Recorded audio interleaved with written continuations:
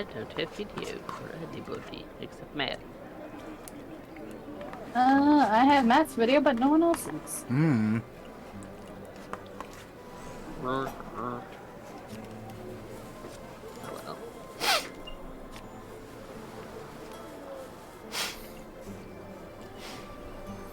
All right.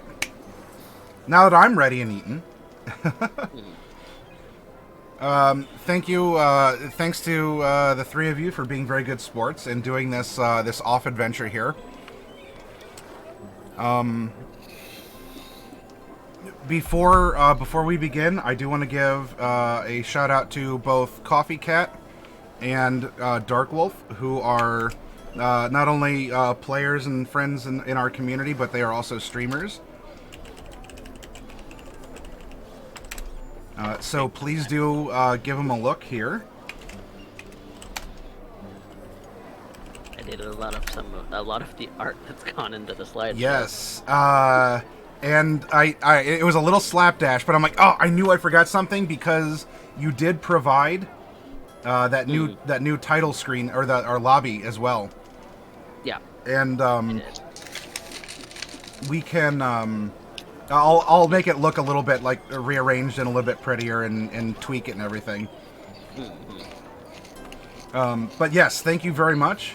And I will also at some point here I will update the opening movie because everything has been kind of reordered, and there's also been some new things in there, so I can make a more cohesive timeline than the original one. Which, for all of you here, if you haven't watched up to this point, what are you doing? We're only 115 episodes in. Come on.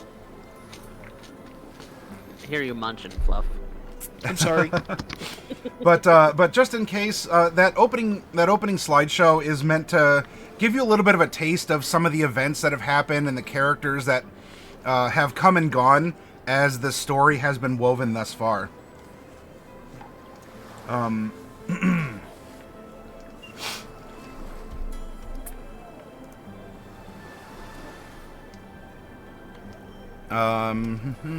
right, everything's set up here. So to now introduce you all to the concept for tonight. This is a side story that we did one other time, where we have a pixie named Tankerbell, and she is apparently the only survivor in the wake of Orlans' death. Orlans was the patron of the Fays. Like, he was the Archfey. And Chroma Company ruthlessly murdered him in his own home.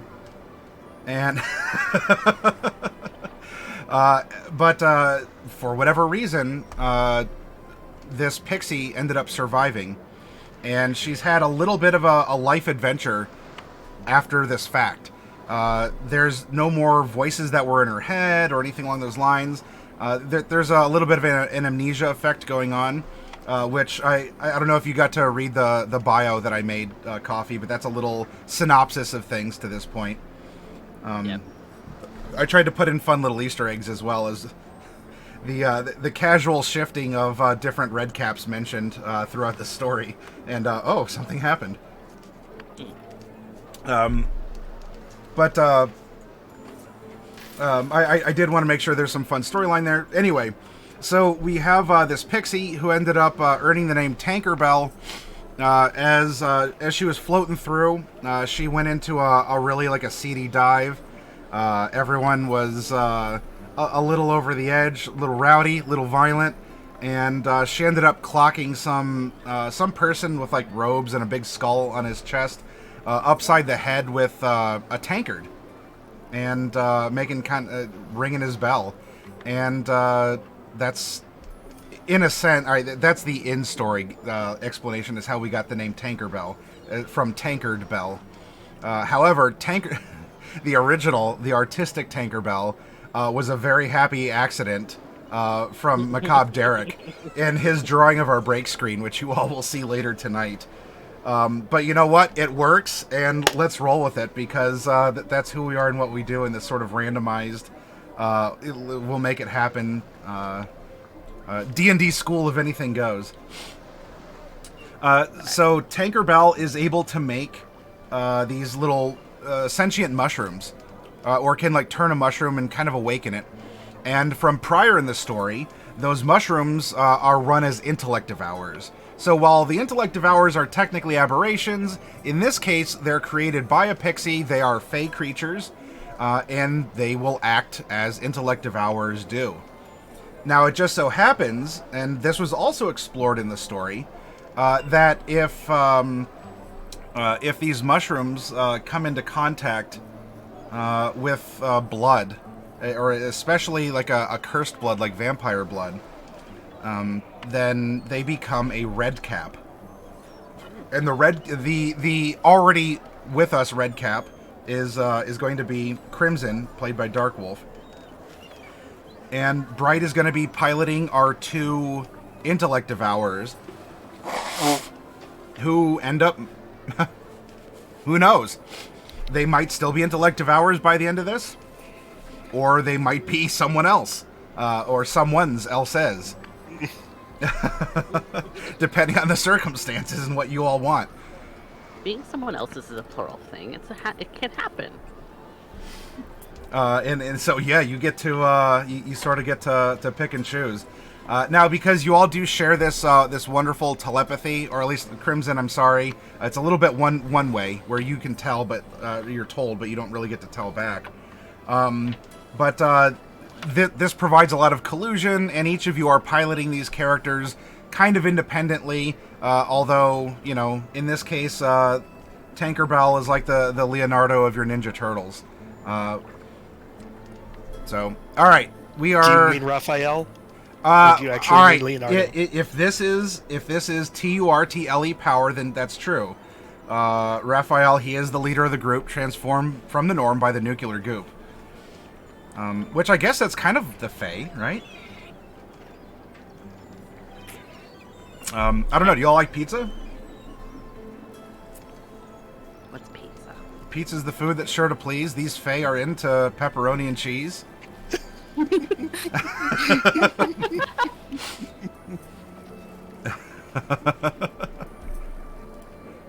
I'll go through the song. I'll do it. Don't make me. All right, let's get off of our title screen here. Yeah. I didn't practice a voice for Crimson, so we'll see what happens. Blank map is blank. Yes. Well, it's blank, as I want to. I like drawing for you all. You get to draw for me and other people as they commission you coffee. But I want to draw for you all. Now I just got to get some. The one thing I should have done though is to put in some music. So what we're gonna do is play this, and we're gonna turn that off. There we go. All right. After the last adventure, which did take you into a cave, and it felt kind of nice for a while, but there was those weird flowers in there. And Carmine ended up dying, but then was born out of the vampire that was running that place, and has become Crimson through the things that you learned from the bodies that had been taken, and even through Crimson's ability to kind of access the memories of what Crimson used to be. Tiba had been taken to some kind of a tower further into the mountains of Lacuna, or at least the mountain range that separated Lacuna to the west and Uct from the east. And some time has passed in between that area, or that adventure, and this one, because Tankerbell does need a little bit of time in order to make more mushrooms. And also to continue to play around with those powers that she's discovering. And the basic layout that you have here, because you have done some basic scouting. We have the mountain range here, and there is a tower Nice classic round tower. And as you were able to fly and like, oh, well, this might be easy. I could just peek in the windows. Surely I can see Tiba or something along those lines. All of the windows that did exist in this tower have been sealed up. Not just boarded up. It's not like you could like squeeze between, cracks in the planks or things along those lines. They have been sealed up with brick, and you have discovered that there are some magical wards that are preventing eavesdropping or other people, as you ended up getting zapped one time for hanging around too close for too long. But at the base of the tower here, as it does rise up, it rises up out of the mountain. Presumably it goes in. Now this isn't miles and miles up. This is more towards the base where it is getting steep. But there is... it's not exactly a village, but it is an arrangement of buildings. At one time, this was probably like maybe a military lookout, not a fully functional like a base or a keep that could house thousands of troops. But there are different buildings. They are rather neatly arranged with a main road that does go to a large secure door that does go into the mountain. There is a path, because this is flattened outside of the tower. There is a path that does go up. There's both stairs and a longer winding... It would be like a supply ramp, because it's very smooth, and this would be where carts and or just larger things could come up to the flat area. And there is another, just a straight up door to the tower here.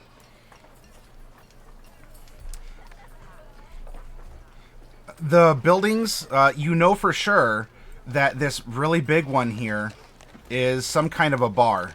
You've been in a bar before, because that's where you earned your name.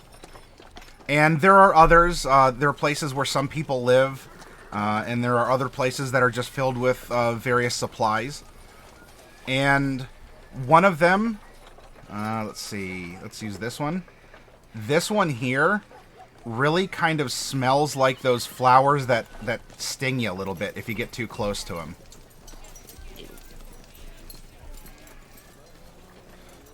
Okay. And you presume that Tiba has been taken to the tower somewhere and is held somewhere within.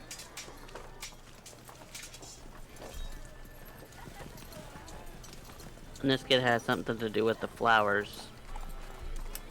Yes. You ended up learning from one of the vampires that was taken over a while back that this child seems to have some ability to work with the flowers, or at least knowledge of them. And the flowers also seem to threaten the vampires.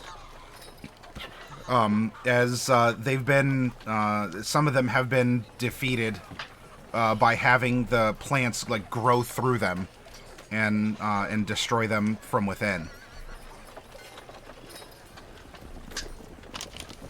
Now, Not fun, but kind of nasty. Yeah. You know what? You've probably seen it happen once before. And you're allowed to have whatever opinion you want.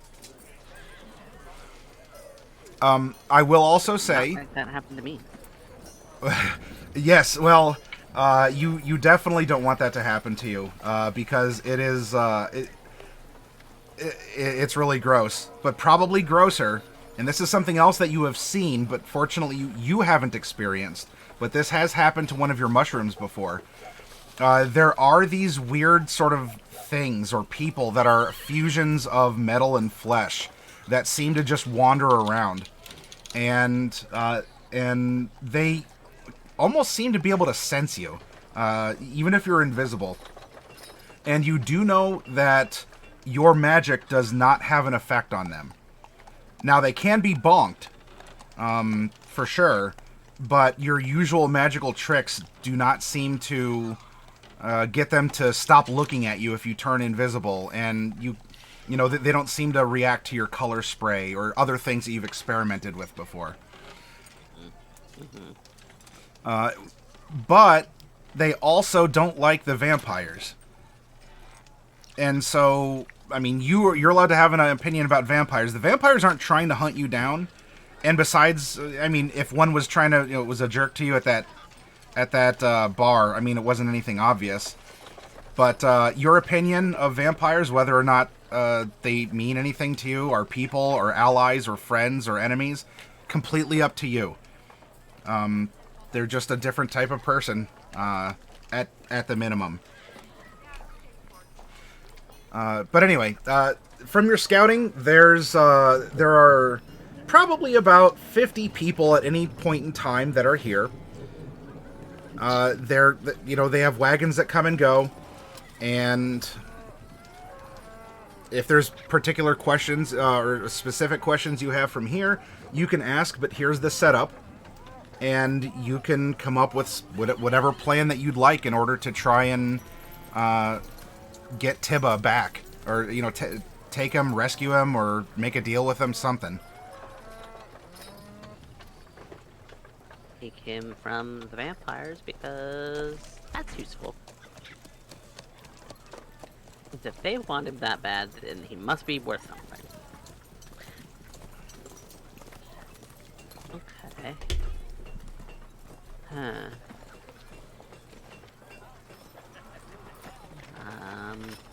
Well, I'm not entirely sure how it is that we're going to proceed.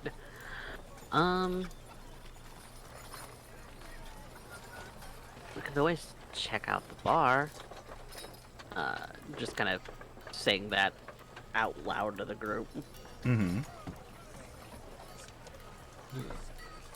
Imagine being able to say things out loud. Yeah.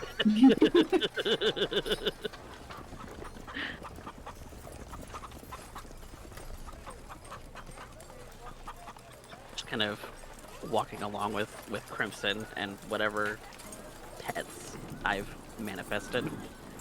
Pearl and Mitty. Pearl and Mitty. Pearl and Mitty. They're adorable. Well, you're in the lead. A couple questions for you then. What time of day would you like to have this foray into the encampment? And are you just walking in? People tend to take a suspicious, curious, or hostile tone when they just see you. And presumably the others. I don't know. People are terrified by brains on legs. I don't know. I know, but they're cute. Right?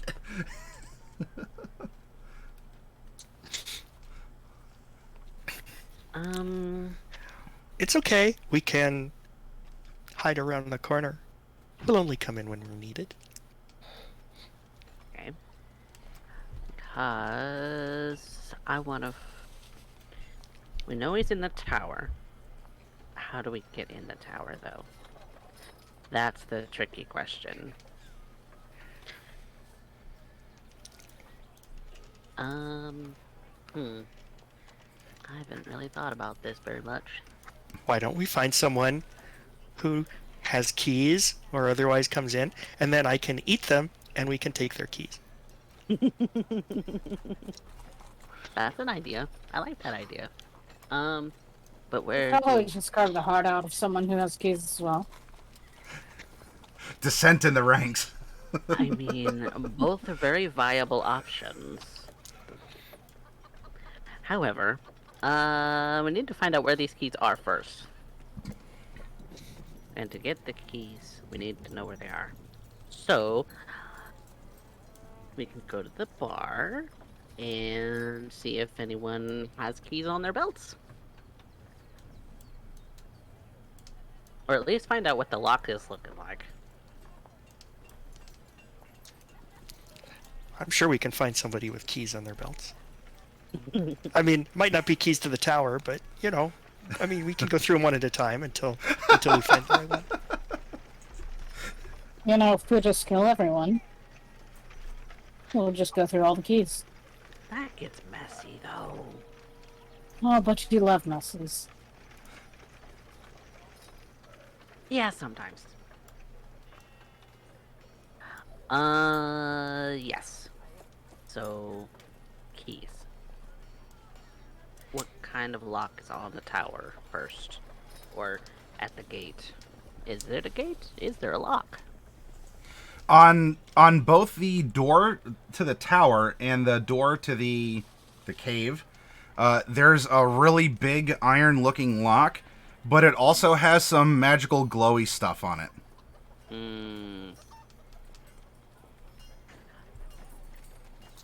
Magical glowy stuff is usually bad for people like us. Yeah. Yeah, it hurt the Usually one time is. you touched it. It kind of zapped you. Not very nice.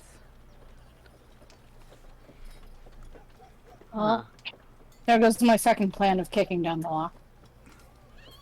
Yeah. I don't want you getting hurt, Crimson.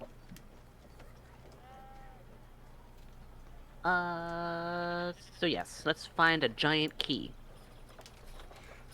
Yeah, it would be for the size of the lock. It would be some sort of.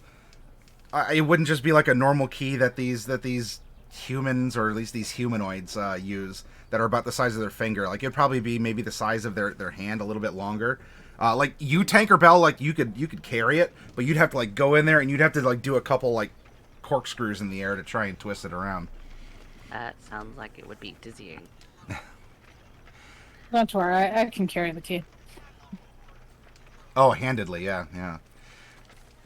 As the This is why tallest person here.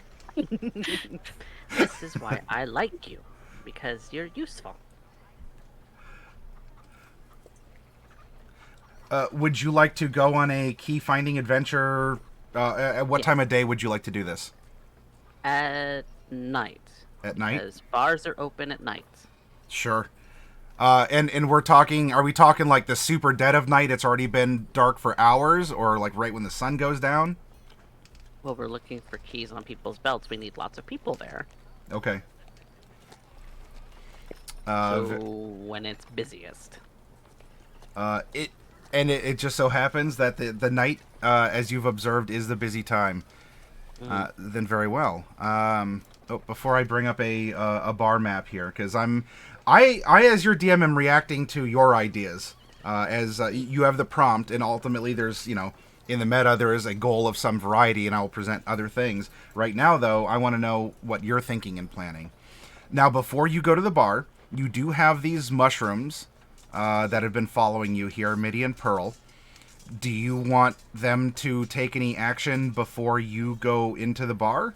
Or do you want them to just lurk, like, among the trees or the rocks, or just sort of, like, hide behind some barrels outside the bar as mushrooms? Mitty and Pearl can lurk outside. Okay. But come in when they're needed. Okay. As long as someone leaves the door open for us. I was gonna say, could I put them in like a bag on me? Yeah. Because they're tiny. It's true. It's true. Yeah, you want to put them in a backpack? Mitty. Get in the bag. Okay.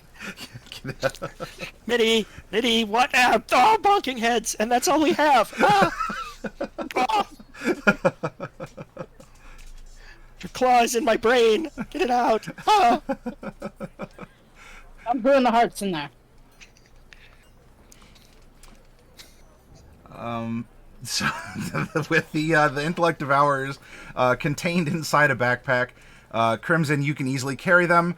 Now, are you wanting to do anything? Like, are you just gonna walk in like you own the place? Are you two gonna be sneaky, or Tankerbell? Do you want like Crimson to just go in there as Crimson, or?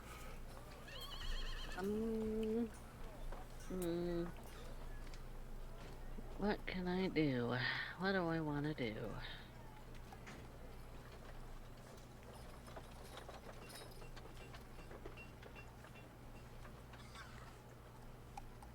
How many small people does it look like they're in there? Are there any? do this then. I want you to make a perception as you're kind of buzzing around, and you're going to start peeking in the different windows, seeing who all is there. 14.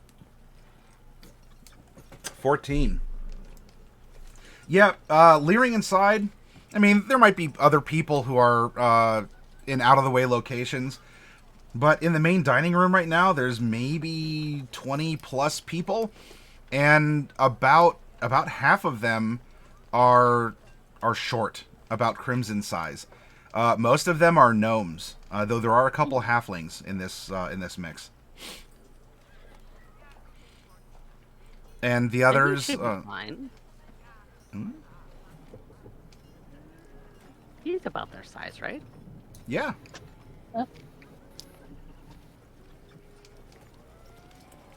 Though, as you look down from, like, you're buzzing in the window, bzzz, you're looking in, you look down, them, they're the same size, but Crimson has a little bit more unique a presentation and pallor than the gnomes and the halflings in the bar. He does. He's gray. The gnomes and halfling are all pink.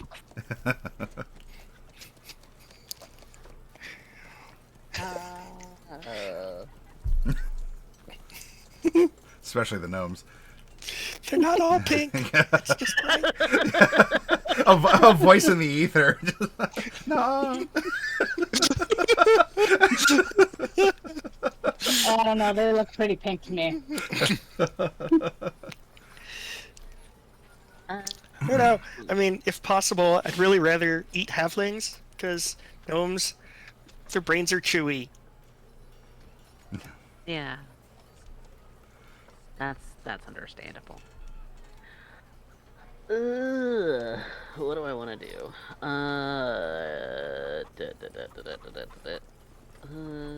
Well.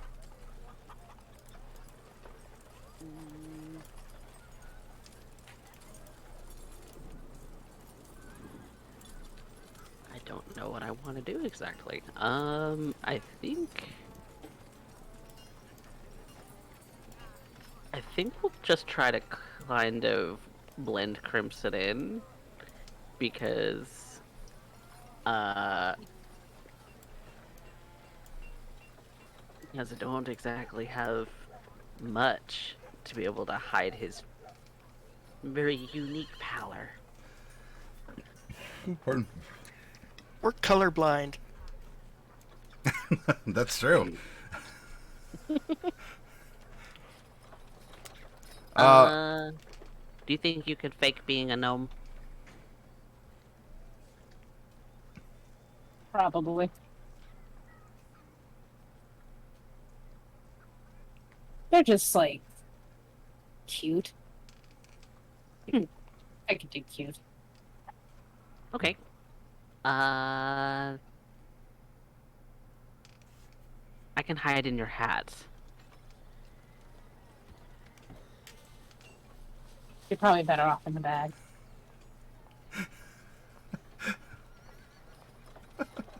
There's no more room. Mitty's claw is still in my brain. Mitty, get your claw out of Pearl's brain. I just reach into the bag, take out like a day-old heart, take a bite, toss it like an apple. There's room now. Okay. I'll hide in the bag. We'll come out if you need us, but steal all the keys. Can't do. Okay. He's gonna pretend to be a gnome. Then... He looks like a deep gnome. Yeah, I was gonna say. He could pass as a deep gnome. Are... Or even a thing in this particular region. They aren't, but, you know, roll with it. You could just say, I'm a deep gnome. Alright. I mean, I just have a skin condition. You have effectively 3 cats in your backpack, and are you doing anything else then in preparation, Crimson, before going into the bar?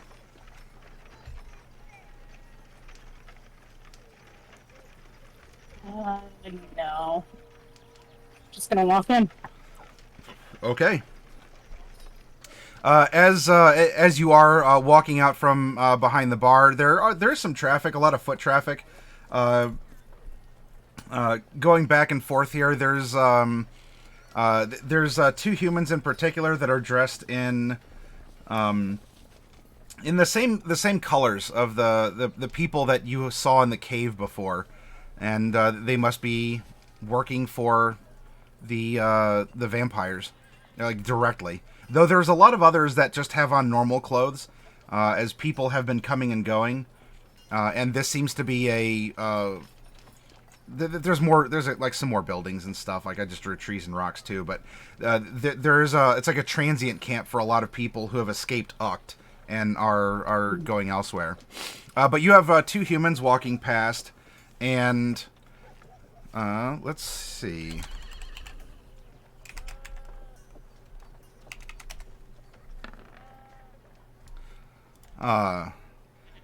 One of them as they're passing just kind of makes the comment like, "You all right, bud? You don't like." He's kind of squinting, but it's dark. It's dark out, and those humans have crummy, no dark vision eyes. Just looking for a drink. Oh yeah, well, you found it. Yep. And then looks at the other like, "Oh, they just keep getting weirder and weirder looking," and they just kind of keep walking along as they're having just casual conversation. A lot of people here are talking about this and that, but you enter the bar, and it just so happens that I have an archived image of a bar of some variety. If anyone asks why your backpack is so big, tell them you're an adventurer. Mm-hmm.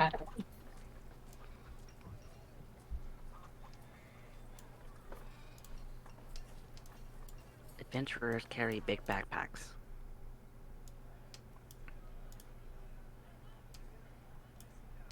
Okay, now while this is definitely not a tumbled wench by the franchise, it is still a rather nice place. It is well appointed. There's some music in the background, not by a band, but just some people who are playing a folk song, a gnomish folk song. Yeah, it's rather busy. A lot of people have a lot of flagons. There is food and drink, and a wide variety of people here just upon first entry.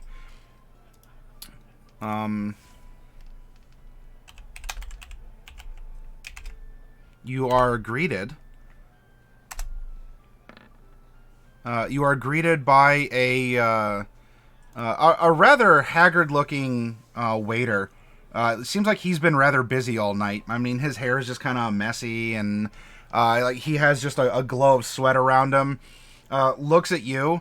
It does a bit of a double take, but then just says, I'm too tired for this," and then like doesn't even question it. Can I? What do you need, sir? Sure. Just a drink is fine. Yeah. We got a lot of wet stuff. What do you want? Blood. I mean, blood. There's drink. It's red. It's called a Bloody Mary. Bloody fairy. That's what it was. I don't Bloody Fairy.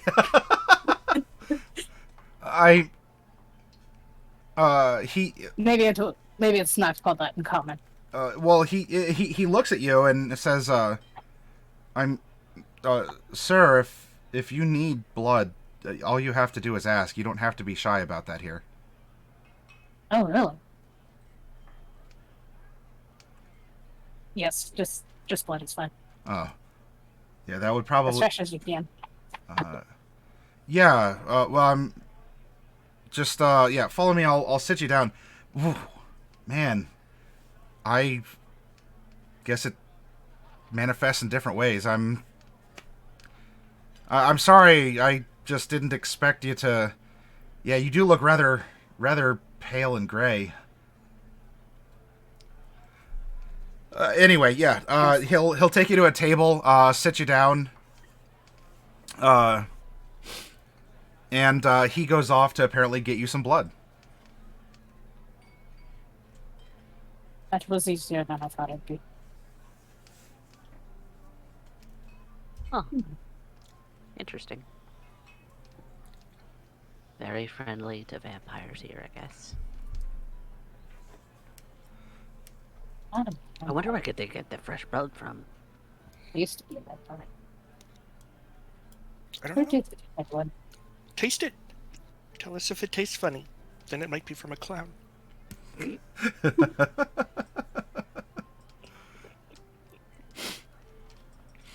From inside the backpack, Tankerbell, do you want to do anything while Crimson's waiting for the cup of blood? I'm peeking out of the backpack, out of the top, to see if I spot any very large keys. Sure. Go ahead and make a perception.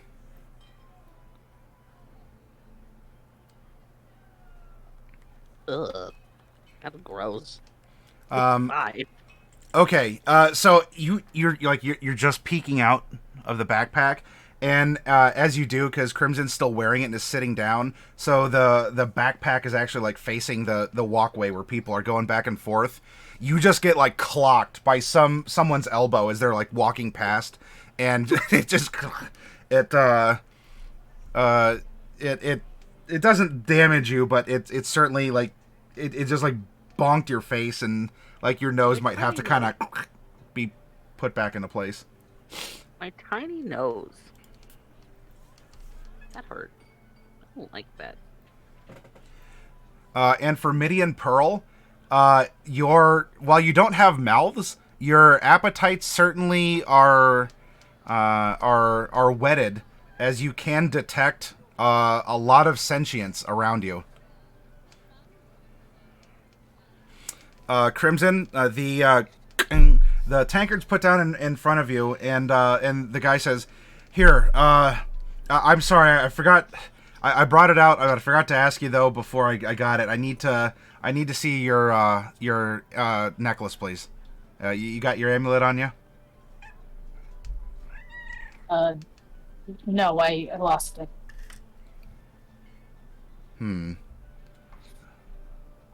Tell him you're an adventurer, that you lost it on an adventure.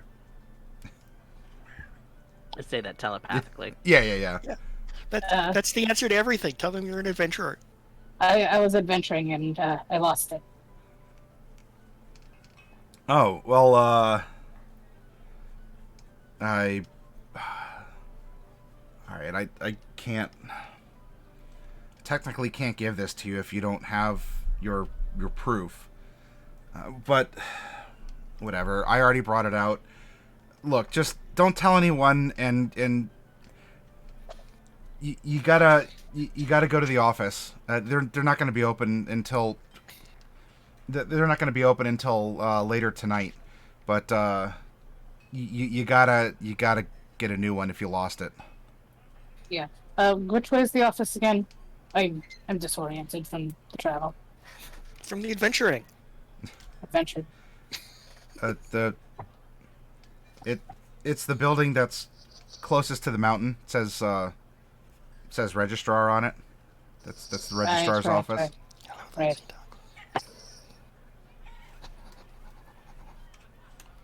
Are you all right, sir? Oh, yeah, right, when I can drink. All right. Well, I can't bring you any more unless you show me that. So, I mean, enjoy what's there, but Yeah, that's fine. Well, one will get me by. yeah. Well, because you don't have your medallion though. Like, I'm gonna have to. I need some coinage. Come on. Right. So. I'll just slip off my backpack. Uh huh.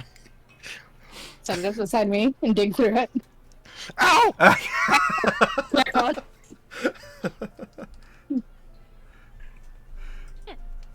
That's an exposed brain you're digging through. You're fine. You've been through worse. Doesn't make it not hurt. I don't actually know if I have coins on me. You most likely don't. Do you need me to eat this guy? He looks tasty. I mean, as far as I can tell with my blind sight, but he blind sights tasty. I know. But he's told us where to go. Can't eat him. Sir, it's 3 silver, please. How about a trade? I really look. I have other tables. I need 3 silver. I'm doing you a favor. You need to do me a favor. I'm gonna look around. Is there extra money just lying around on tables? Yeah. There's one table where it looks like people are gambling, and they have a bunch of coins just sitting out on the table. Aside from that, I mean, many people just have some kind of like a belt pouch that probably has coinage or other precious things in them. So how often can I go invisible? As a bonus action, as often as you want. It's free until you break concentration. Ooh, nice. I'm gonna turn invisible, and I'm gonna go steal some coins. Sure. I'm gonna keep rummaging through the bag. Okay. Alright, hold on. It's in here somewhere.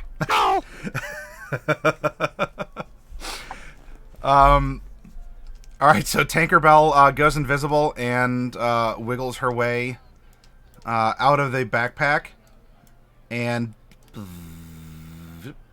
is going over to the table with I guess do you want to go to the gambler's table, or do you want to go someplace else and try and actually like pick pockets? If any have fallen on the floor, that's convenient. Oh, okay. Yeah, that's actually a really good idea. Sure. So yeah, you're about the size of a cat, and you're invisible, so you go on the floor, and you just start looking around. Go ahead, and I want you to do. I want you to do 3 dexterity saving throws as people like scoot chairs and are kind of kicking randomly. People walking around as you're sort of like you're like zooming around, and you're trying not to get bonked and perhaps lose your invisibility. Mm-hmm. And your successes on those will determine other things. Oh, nice. All right. All right. So the 10 you do end up getting bonked. I saw in that first one I do need a concentration. Just you need a 10 or better. And that's a 2. Okay. All right. So we're going to float your other 2. You go to zoom down, and as you do that, there's someone who is like leaning back in their chair, and he's like, "You're so full of what?" And he leans back and falls, and his arm just like baps against you, like kind of pinning you for a moment to the floor, and your invisibility flickers off, and the person just sort of like looks over, and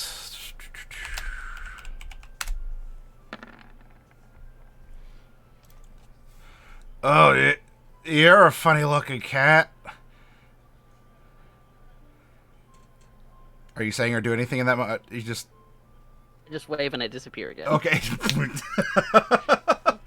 And you. I don't want to eat that guy. He's drunk.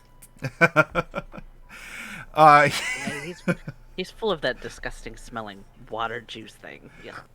You manage to avoid some other feet, and as you do, like the guy gets back and he's like, "No, I swear. I mean, I was just calling you full of it, but I saw it was a cat. It wasn't a cat though. It was a lady." And it's like, I know that you're chasing after the. Hey, now, says the waiter, "I have your order ready," and oh yeah, more please. Hey, waiter, did you know you have a cat running loose in here? And the conversation goes on as you continue to dodge chairs and legs and kicking feet. Go ahead and make a You did pretty well scrambling back there. Make a perception at advantage as you're looking around. Advantage. Ooh, 16. All right. So yeah, you do find a coin, and on a 1 or a 2, it's a copper. 3, 4, 5, it's a silver. On a 6, you actually found a gold. All right, you found 1 silver coin below the, so far. Now you might have to continue scouting around, but you at least have 1. But we're gonna zip back as you move on to another table, hoping to scrounge for some coinage. We're gonna come back to Crimson. The waiter has told you, look, if it's at the bottom of your bag, I'll be back in a couple minutes. But you gotta pay. Yep. Especially if you're an I'll adventurer, keep you it. should just have cash falling out of your pockets all the time. No, that's not true. Adventuring is a hard business. Meanwhile, at the main party for levels 1 through 15. All right.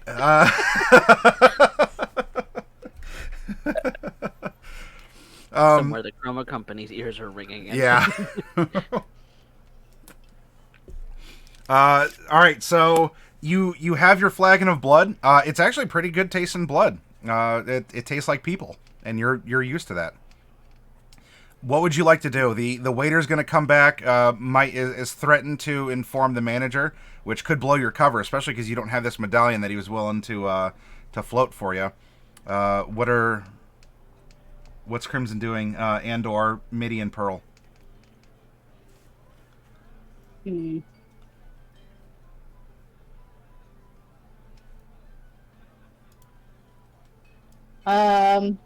So there's like other there's gnomes and halflings around, right? Yes, about half the patronage are small folk. I'm gonna arm wrestle someone. Oh, okay, I need to earn some coin. sure. Okay, you hop down from your table, and as you do, that waiter kind of looks at you and makes that like, I'm watching you.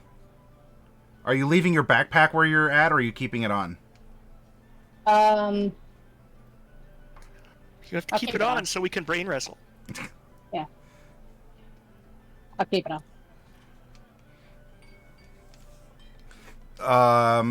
All right. As you keep it on, the waiter's gonna come back. No running. No, not leaving. I got a buddy over you there. Want to keep that? You want to keep that at your table? Why don't keep your backpack at the table? No, someone could steal from me. Nobody's gonna steal it. We're watching it. That's my sentiment to you. Yes.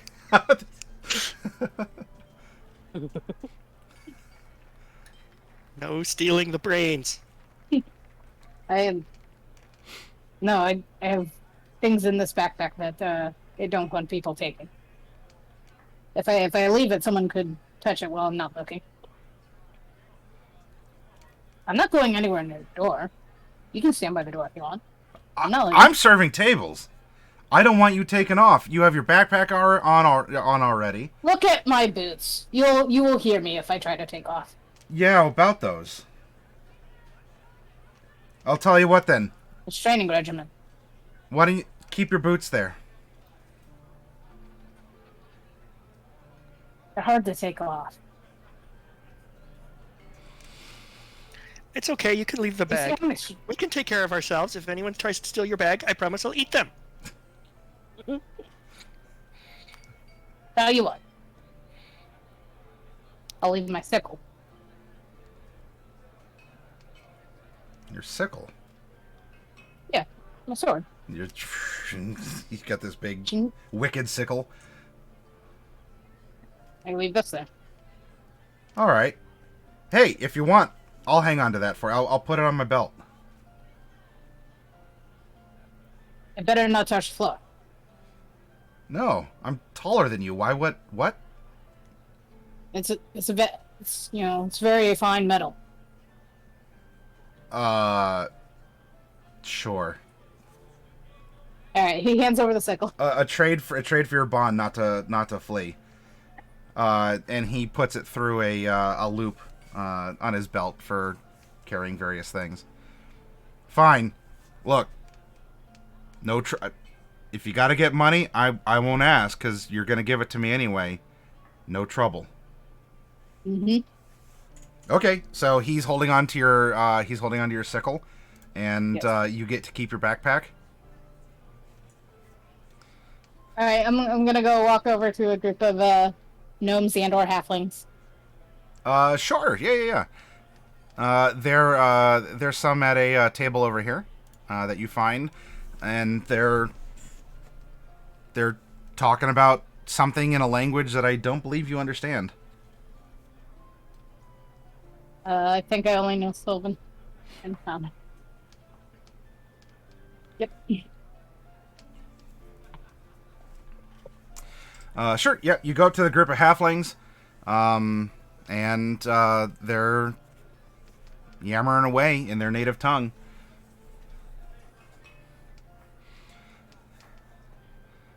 What's up, guys? They look down at you from their tall chairs. And what do you want? Mind if I join you? Oh, Uh, oh, okay. What? Okay.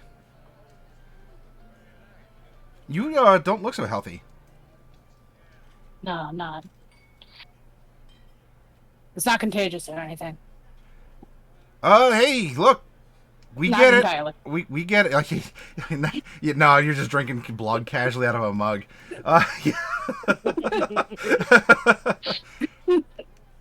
Oh well, no trouble, no trouble. It's fine. If you wanna, scoot over, and they scoot. It looks like there's another tall chair over there. Why don't you go get it, and you can climb up and join us. All right, I do so. Clip, clip, clip, clip, clip. You can easily climb the chair. I won't need an athletics, but so yeah, you hop up, and you're sitting between some halflings here at a high top. So what's your Things story? going around here? Oh, my story? Yeah, what's your story? You Yeah, look really, really not good. Yeah, I've been adventuring for a while. Apparently, you're And drinking blood. yes, very good. You you got turned. Yeah. Can I see your fangs? He actually has like a double pair of fangs. Oh, yeah. Nice. There you go. The art saved you. Absolutely. But like, unlike like your canines, you have like the two like kind of bucktooth. A little close together, but wow. You know what? I've seen all kinds. So what'd you have to do to get him to turn you? Like it just seems like that's something that they're just not willing to do. You gotta get friendly with the right people. Oh well, that's why we're here. A lot of travelers coming through. Hopefully, a lot of us are just considering a bit of an insurance policy in these tough times. There's all sorts of things that are just gonna kill you or eat you, or just you might die in a war that's a war, but it isn't a war. Frankly, me and the lads here, we'd just love to live forever. Yeah, it's nice. All right, I'll be frank with you guys. Hi, Frank. I'm short. Oh no, my name's Crimson. Oh, Crimson. Oh. Yeah. But I'm a bit low on corn, and I wanted to challenge one of you guys to a fun some contest. Well, I mean, aren't you super strong? I guess I'm a little strong for my size. I've seen what vampires can do. And another one speaks up. Yeah, and what's your accent? It don't sound halfling. It's sure don't sound gnomish. It's Southern Lacuna. And they look at each other. Southern Lacuna. Southern Lacuna? Have you been there? No, I haven't been there. And I'm going to roll something real quick.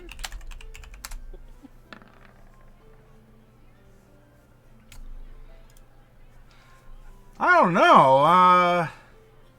I mean, I've not been there, but I get if you don't want to tell details, it's just a little weird that they address you in halfling. See if you respond at all. No response. I don't speak that one. They try a little gnomish on you. Now, question: would Nomus sound similar to Sylvan? It probably does have a couple similar phrases or words or a similar structure. Since Elven and Gnomish would theoretically be derivatives of Sylvan, as they are fake relatives. Yeah. So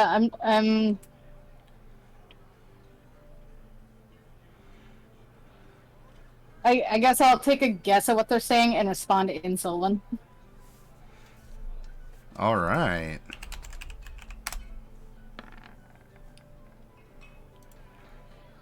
That.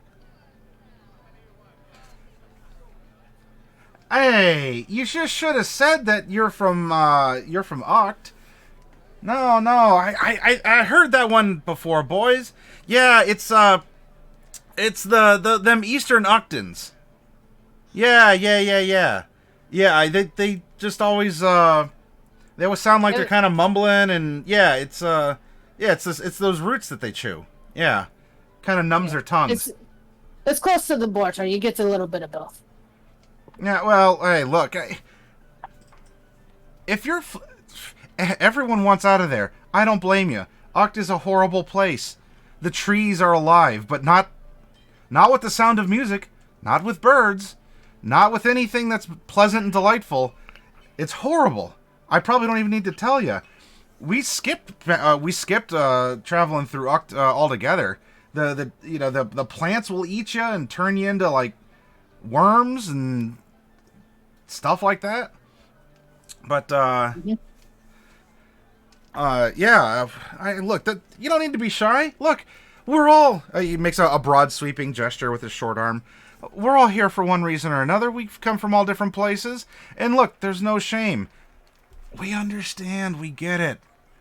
You know, people are here because they're scared, and we kind of get squigged out at the weird dead stuff that happens in Lacuna now, but they at least are trying to protect people.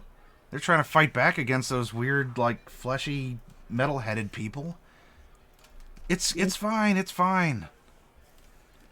So the halflings are trying to like console you and like get you to open up and but I mean as for an arm wrestling contest, I don't know. I mean, if you already got that vampire blood rolling through you, that'd be tough. And another one says, well, what about and then they talk a little bit in halfling, and comes back and says, all right. My boy here has a proposition. I think this would make for a good show and very entertaining, too. 2-on-1. Yeah, let's try it. All right, while that's getting set up, we're going to cut back over to Tankerbell, who currently has 1 silver piece and is still scrambling through the floor, or over the floor, looking around. Do you want to go for another tactic, or do you want to keep searching on the floor? I'm gonna take the one silver piece that I do have and take it over to Crimson and kind of just slip it in his pocket. Sure. Okay, Crimson, you do feel you do feel a presence in your pocket, and it is gone. Something to start your bet with. And then I'm All gonna right, go so start looking for keys. yeah. So I'll take out the silver coin. Uh huh. All right. So, how about we each put one silver coin out? Start off.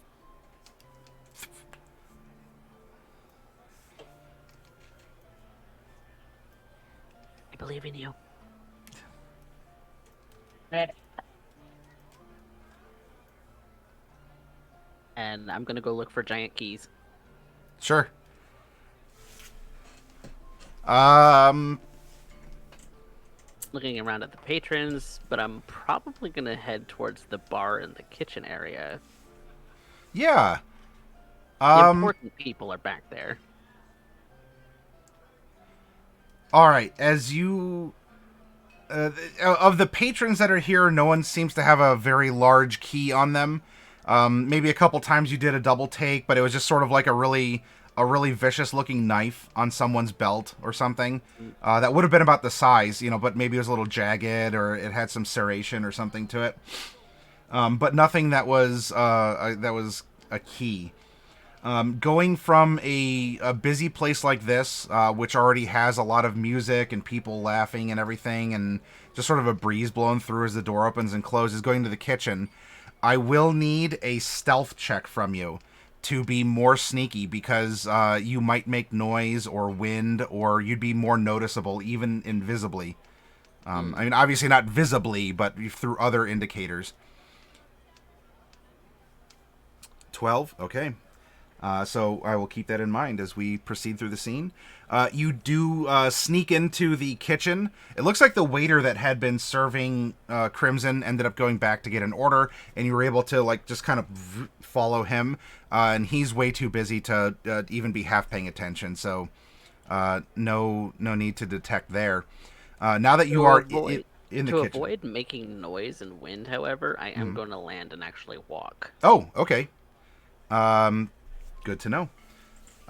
So then, yeah, you do walk inside. There's a kitchen.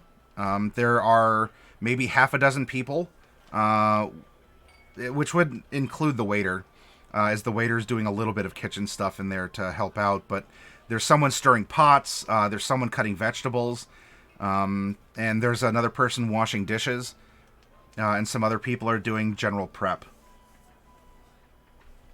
Would you like to interact with any of them or continue on to someplace else?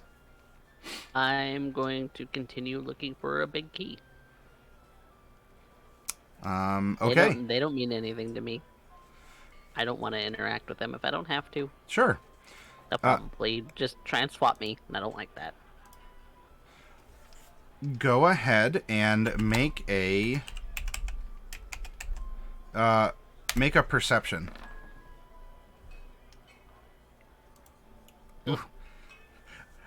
Just Careful at this. Since you're a cat size, like you're just looking up at all the counters, and I mean you can see a lot of different knives and other utensils. There's a really cool looking ladle that if you're able to if you cut off the handle, that would almost make like a really cool helmet for you, and a lot of other things too, just like a lot of sharp things, a lot of cool and sparkly things.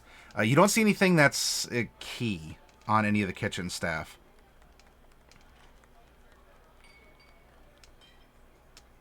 Okay, moving on. Okay. As you're looking, one of them says, "Chef, I gotta go. I gotta go to the outhouse again."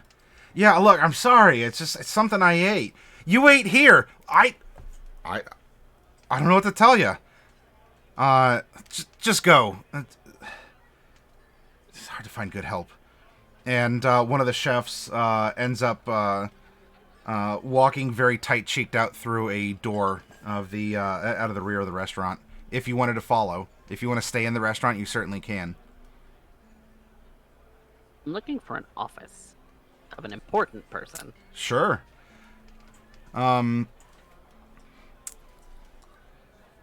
There is an office off of the kitchen. And while there's a door, the door is open. There's a lot of different papers, and there's a board that looks like there's some lists of different things on it. And there's a chair that's kind of fancy because it actually has like armrests on it, and a little bit of very like faded leather. So it's an old chair. No keys? Nothing that's obviously sitting out now.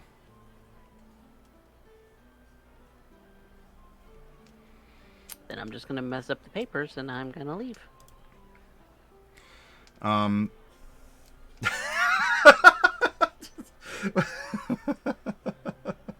a little bit of chaos anyway. Yeah, I know you're a pixie, but instead of a sprite, I could just call you a spite. Sure. You go and you mix up some of the papers on the desk. And yeah, there's Knock over an ink bottle. oh no. Just go full cat. Yeah.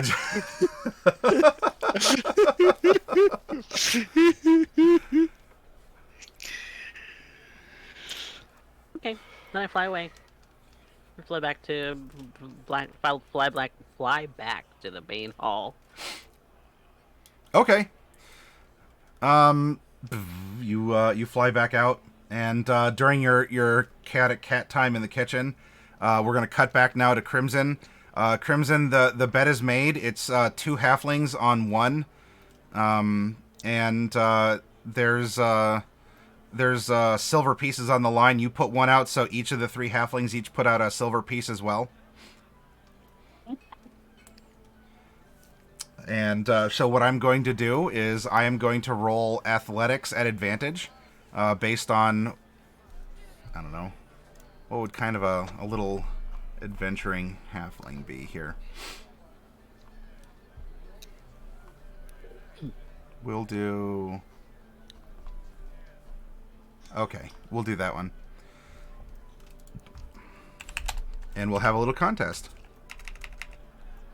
I'm going to roll 2d20, and I'm going to add 1.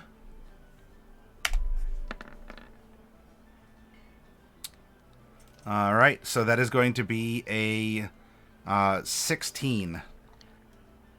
Did Crimson get a +1 at all? Yeah, actually. Let me bring up the queue here. Yeah, you as Norlai or Crimson, yeah. So would you like to use one? Yes. All right. Ooh. Wow, and a crit. All right. So, yeah. Crimson, you put your hand out there, and these 2 halflings like, yeah, we're gonna do this, and like both of them like put their hands together, and then like there's the go, and both these halflings, and your arm just doesn't move, like it just like your muscles just almost like double in size as you flex, and then as soon as you're ready, you just kind of go.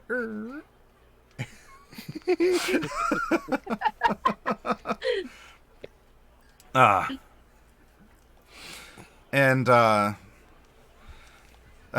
it's you handedly defeat them. Wow. I thought, well, at least we know how. All the more reason that we need to be one of these vampires. They're so strong. All right, take your winnings. You have your 1 silver, and then you get 3 silver from the betting halflings.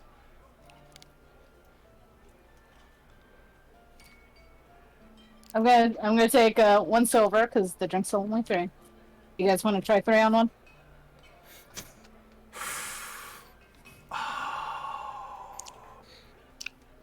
Yeah, they're halflings. They feel lucky. They feel lucky. Okay. 3 So on I'm 1. just spending Yeah, the we 1. got this, boys. 3 on 1. Surely we could do a 3 on 1. So what I'll do is, I guess I'll roll like a double advantage, and let's find out how this goes here. Let's roll 3d20, and we're gonna add 1 to the highest. Oh my! So that's only gonna be a 15. Do you want to use another +1? No. Okay. Aha! So, a vampire's as strong as 3 of us. That's good to know. And they'll take your silver. Yep. All right. I gotta go pay for my drink, but it was nice talking with you. Yeah, it was very interesting to talk to you. Thank you for the conversation and the arm wrestling. We don't often get challenged because people just think that they can beat us all the time. You know, look, same size. I thought you guys would be evenly matched. Well, with enough You beat halflings, me. anything's possible. Exactly. I gotta climb down from my chair. Yep. Clunk. Typically, you just stack the 3 halflings on top of each other in a trench coat. Okay, I'm going to look for my waiter. Yep. You clank back to your chair, and the waiter comes over.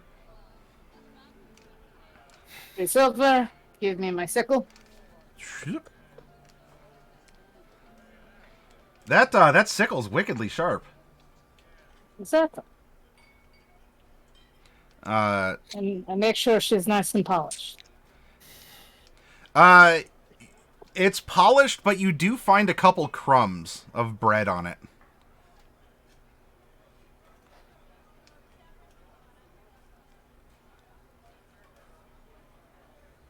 But he takes the 3 and tells you, no questions. Thank you for the silver. I hope you enjoyed your drink.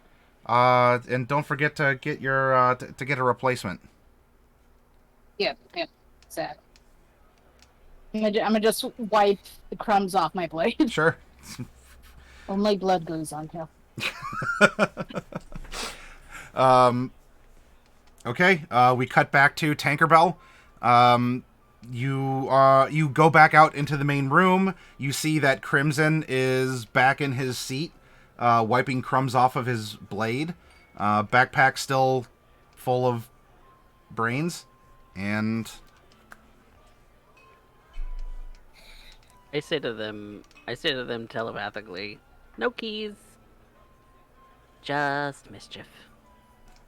I mean, there's nothing wrong with that. Nope. Did you eat anyone while you were up there? No. Oh. Oh, right. That's not how it works for you. Sorry. Nope. I won coin and paid for drink. That's good. Ooh. Good job. You get to have all the fun when you have a body. When do we get Well, bodies? Well, we have to find We have to find an appropriate vampires. one. But I don't... What if I don't want to be a vampire? What do you want to be? I don't know. You could be a normal person, You could but be a they're not gnome, any you could be a fun. halfling, you could be a human. We have to try different people and see which ones taste the best. I mean, we like being the most.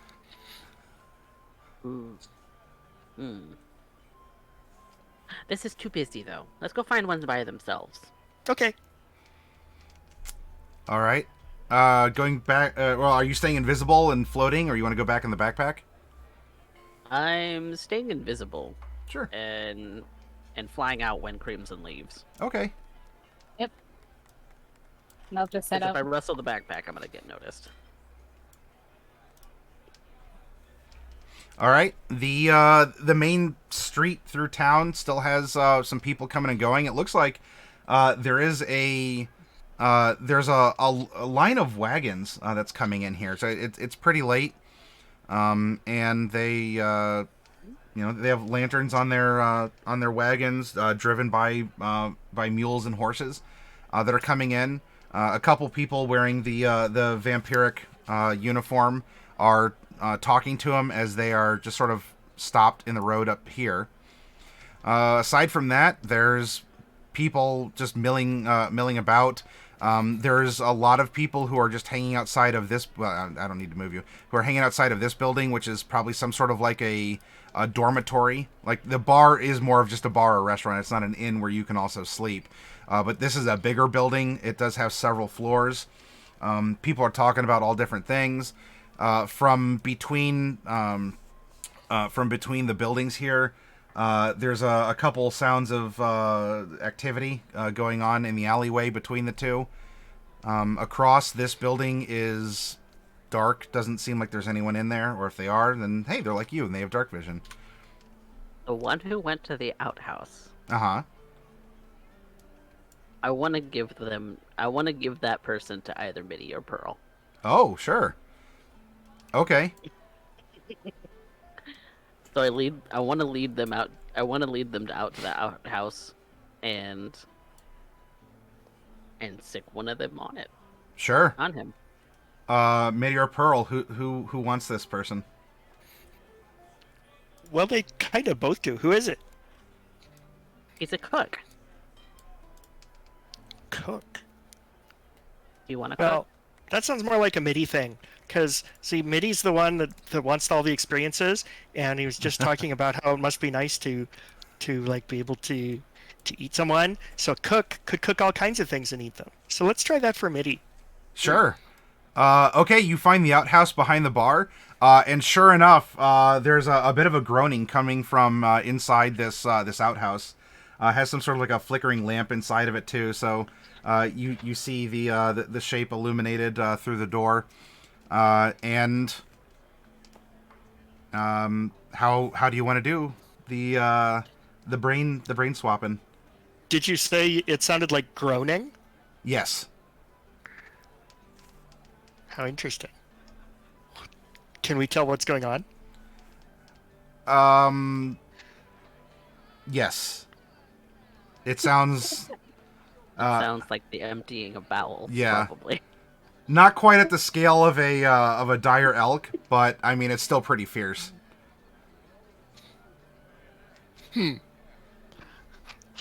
So Pearl thinks to Mitty, Mitty, is this the kind of experiences you were talking about? And Mitty thinks back, they're all probably fun. Then the sound again. And then Pearl says, no.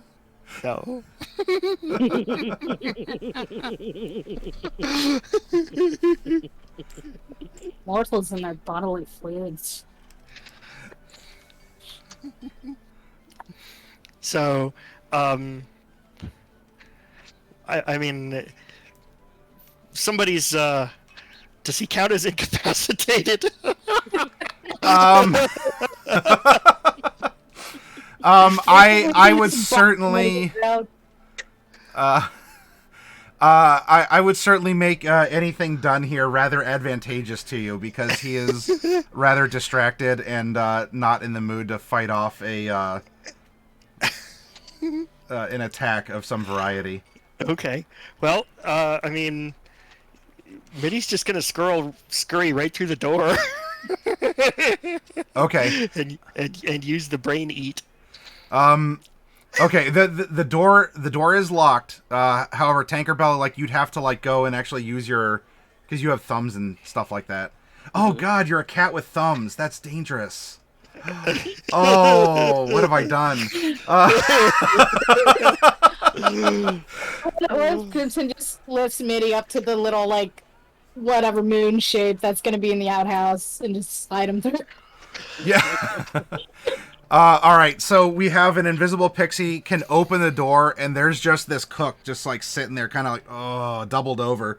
Looks up like, hey, it's occupied, and then there's just this mushroom with legs, and then just like Face hugger yeah, style. just sort of face huggers.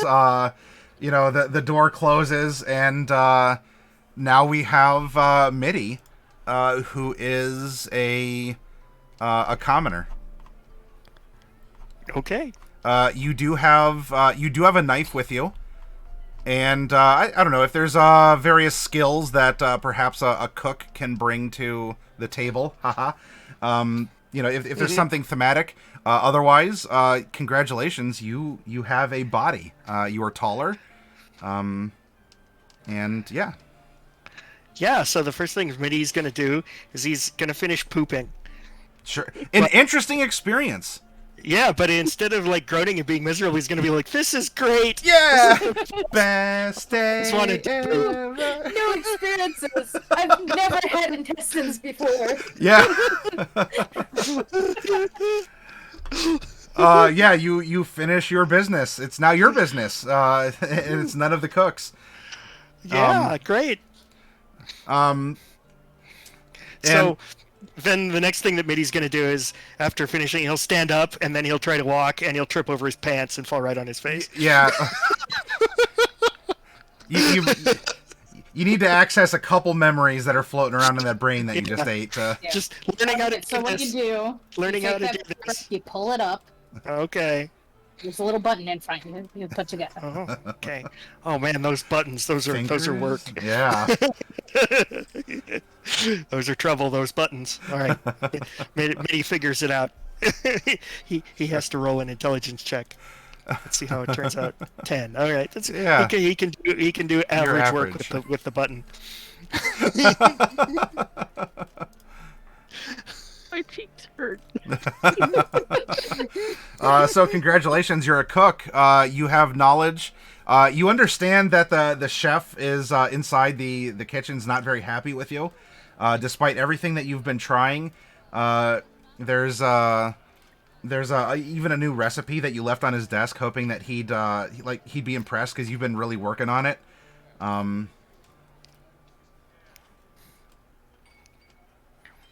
Well, that's so sad. Well, let's fix that right up. So what we're gonna do is let's see. It's getting late. Am I off duty? Like, what's my situation? What is No, expected of me? you are expected to go back and to continue to cook. Okay. Well, I'm gonna go back with a hop in my step and a song in my heart because I am so happy to be cooking. Yes. So with great excitement and enthusiasm, I'm just gonna make my recipes, and they're just gonna be great. I hope. Should we just meet you after your shift? No, Pearl wants to go with. It'll be like Ratatouille. Oh. You know.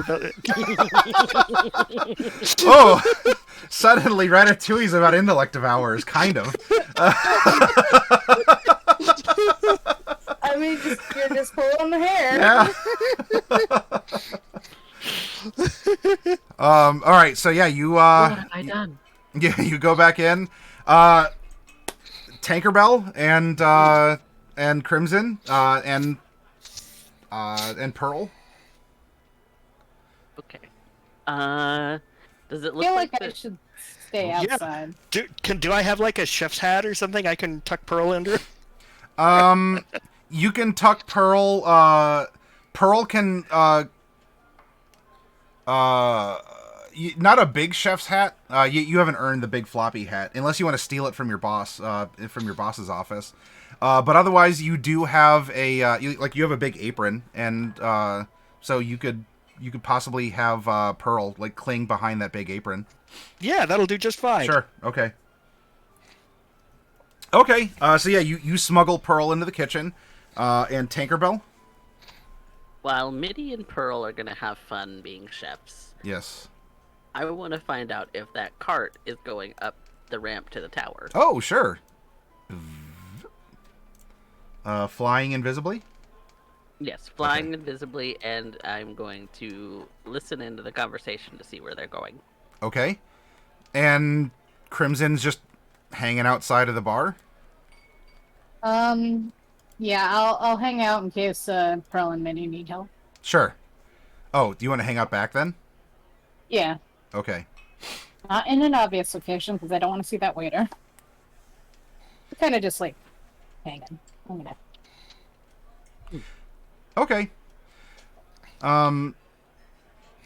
Sure. So you two intellect devourers are back there. You do find a part of you, Mitty, is a little disappointed because the recipe the recipe that you submitted is just covered in ink, and it looks like portions of the recipe have been blotted out. I mean, there's still stuff that's left there. But what you can do is wouldn't I know my recipe? Since yeah, I oh know yeah, everything. Yeah, okay. Well, then I'm just gonna make it. I don't care about what's written down. That's not how we're gonna do things. You access the memories, and there it is again.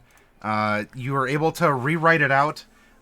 It's, I mean, obviously the paper is pretty messed up, but you can sort of like write it in the margins and everything. And you're yelled at by your chef to come back and get to work. Well, I am getting to work. I'm making my recipe. What am I making? In thinking about it, you don't know what it's called. It seemed that this inspiration struck this cook. Just, you know what, with the type of people we have coming through, something that's fast, something that you can make really easily, and so it's just written down. So it's almost like it's like a condensed wet noodle that you can just sort of cook up really easily, but there's not a name for it offhand. And inspiration strikes because you, like, Tankerbell, your glorious leader, just has been obsessed about finding this thing, and you just get this feeling, like, in a bit of frustration that without finding the thing that she was looking for, and so you title these sort of like big pearls of wet bread gnocchi, and Gnocchi. yeah. So, see, I was thinking, I mean, you described it as a condensed noodle, so maybe it's like one layer of lasagna.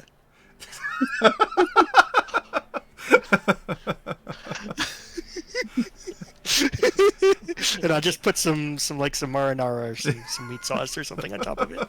It's just like a noodle. It's just a noodle. One layer of lasagna. We'll see if people like it. We'll find out.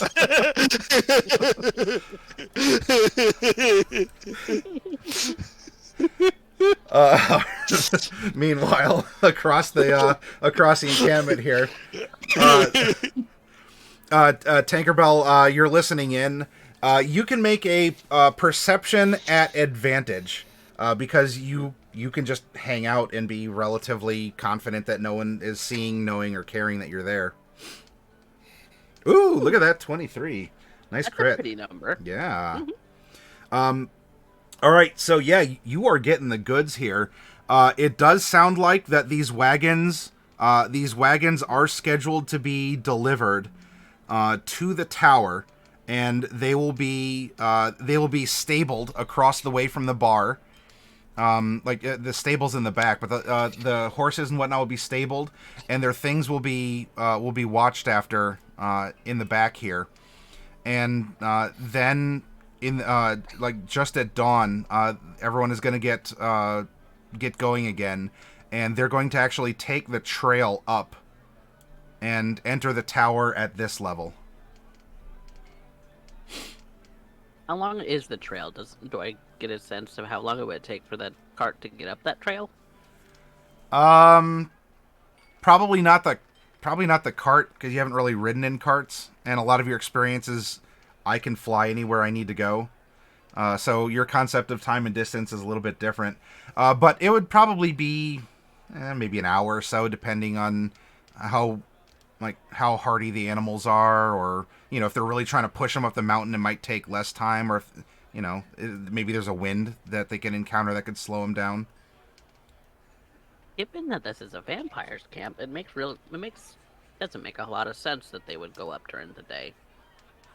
Well, they do have a lot of humans that work. Well, I mean, at least like humanoids, like non-turned vampires. Because you encountered that in their cave, too.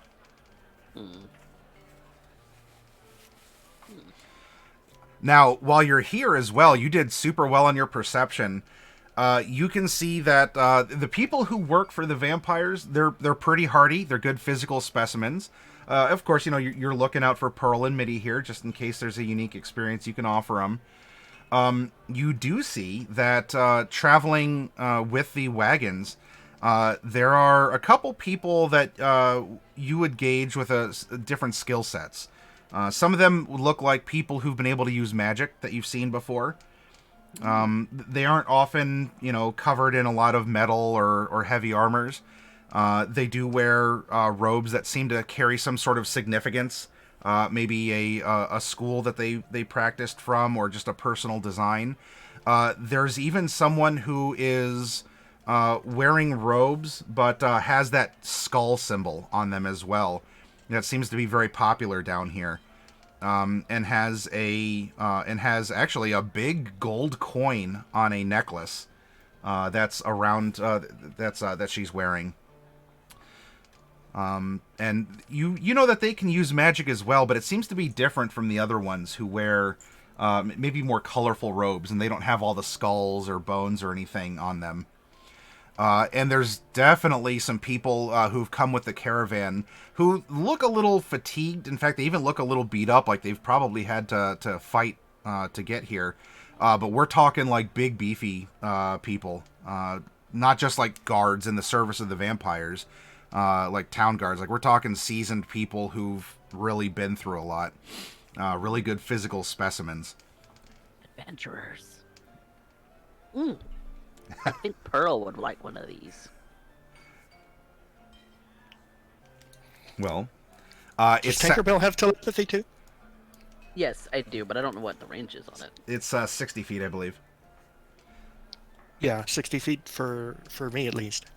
If they're within range of me, then I want to shoot them. I want to shoot Pearl a message saying, "I found one I think you would like." They aren't, but they can be soon.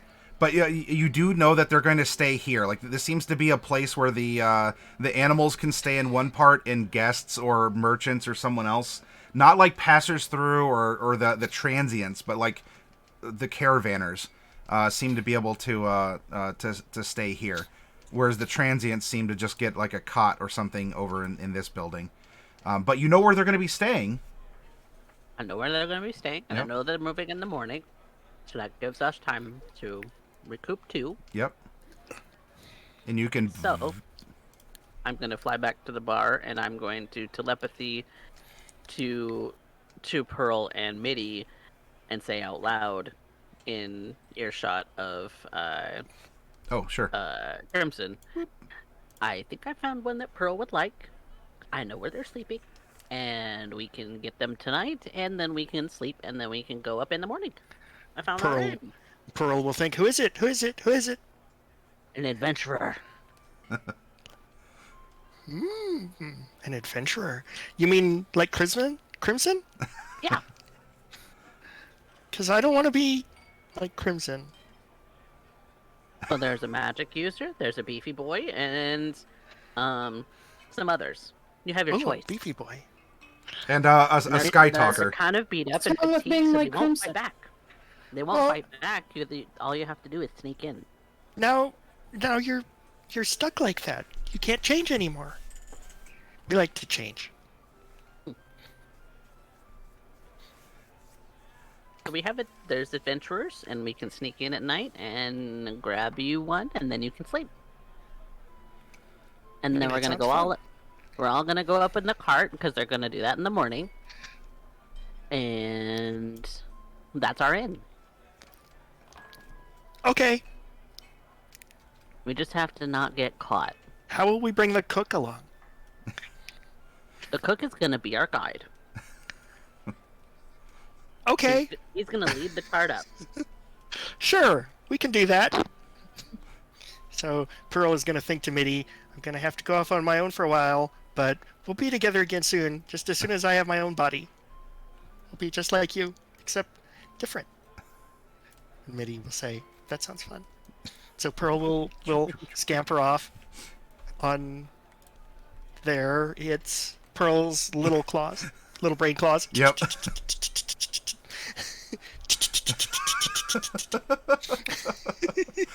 Super Over to creepy. Moves like a head crab. Yeah. Moves like a head Yeah, I like a head crab. Pretty much, yes. The cutest head crab I can make.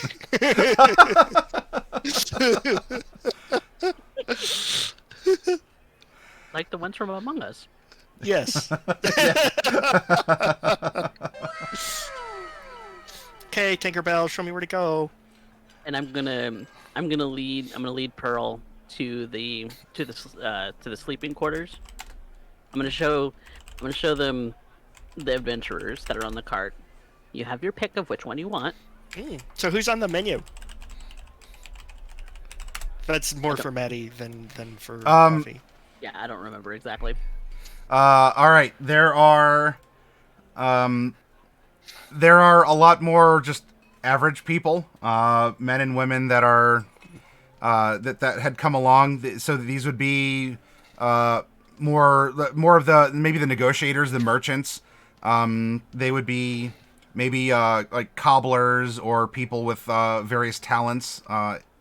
Then you have the ones who are more prominently standing out because of their physical form or their dress. We have someone with, as Tankerbell told you, with magical capabilities that has like the sparkly fingers that can cast magic. There's a sky talker because they're often always like looking to the sky and asking the clouds apparently for favors. That's weird. And then there's a little bit of a buffet of a lot of different, very strong looking people. Like one is like super like if Crimson had Embiggen cast on him like super swole, or Tankerbell had 2 Embiggens on her, maybe 3. That's so many ambiggins. Yeah. So you have like a super strong person, and then you have people who are also stronger, but they seem to use different skill sets or weapons because of the things that they have on their packs by their bedside. That they What does giant bulky? Tell me more about giant bulky person. That's the one that Pearl is interested in. Sure. Giant bulky person. We have a bald half elf man who is has a lot of leather belts, like one really large leather belt that seems to hold up a like a battle skirt, something along those lines. But some other belts that would strap across his chest and even around his really thick arms. And has a lot of pockets and carries a lot of different weapons on him. Well, that's the guy. So, are they all asleep? I will let you know in 1 second here. Real quick shout out to Legends of Avantris for coming over and raiding. Ooh, a raid. I didn't see Yeah. it, sorry. No, it's no problem. And hopefully you all were having a good time as well. We are having a fun little side story to our main, where there's sort of a parallel story going on with a party of Fae that are making their way in the same weird world that the main party is, and getting to experience Causing it from a chaos. different angle. And causing, yes. Yeah, it is a cat monster wing. party. 2 intellect devours, although one of them is now a human cook, a redcap, and a pixie. So if you haven't done a story like this, hopefully if you can stick around tonight and enjoy our show here.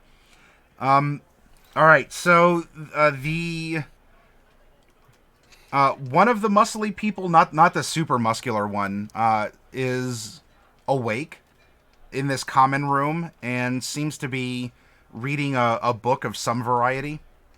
It has a lot of words, not too many pretty pictures. But without going in there and investigating more, it looks like the others have settled down. Whether or not they're asleep yet, but at least there's one that does seem to be awake. They're on watch. Well, I'm gonna... Tinkerbell, do you want to cause a distraction? Mm-hmm. Okay.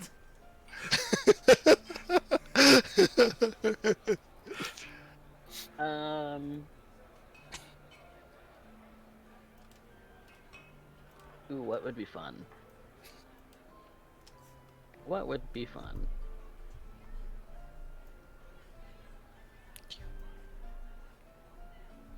Uh, What does this do? Well, that's not useful.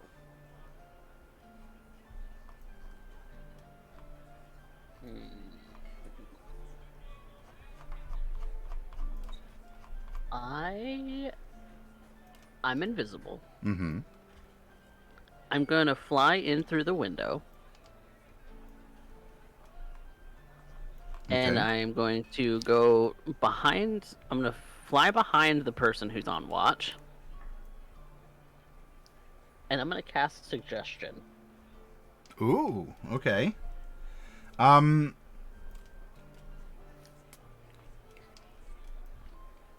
Eh.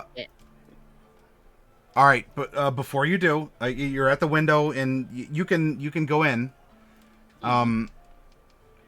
When you go in through the window, the sound of jangling bells, directionless, like there's not actually bells, but the sound of jing ding ding jing jing jing jing jing goes off. Uh-oh. And the woman who wears the robes with the sparkly fingers sort of bolts up out of bed and begins looking around. And the person who's reading a book in the middle of the room puts the book down and is looking around very curiously as well. Okay, before I cast the spell, I'm Yes. going to find a place to hide, because even if I'm invisible, they might be able to detect me if she's got the sparkly fingers. Okay. I'm Yeah, I gonna mean, find- that's as simple as, like, going back down, like, if the window is there, just, boop, you can go below the window if you want. Unless, are you committing and you want to, like, go inside? I'm going inside. Oh, and sure. I'm finding a place to hide. Okay. You're doing this real quick.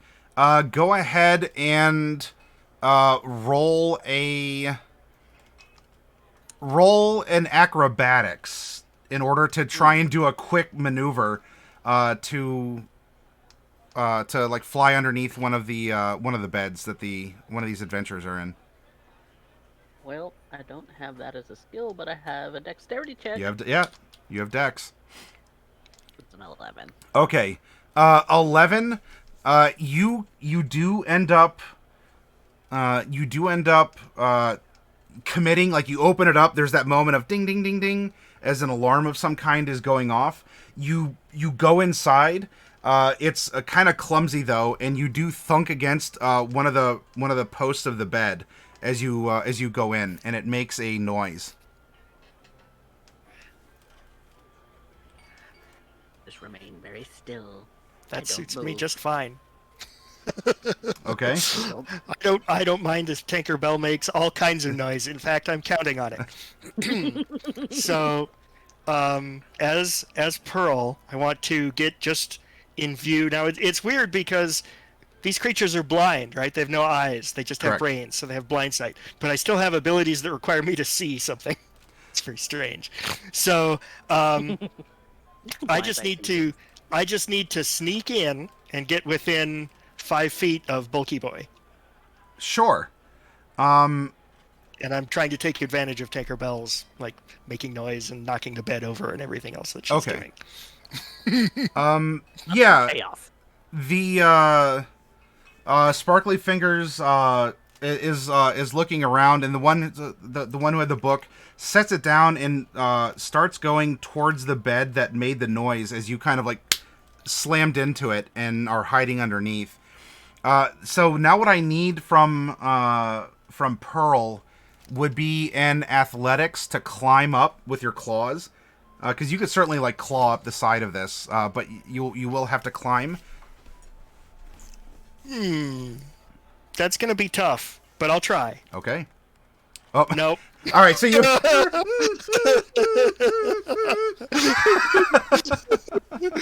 I am head crab, not wall crab. I will think to Tankerbell. I think I need you to open the door. Oh,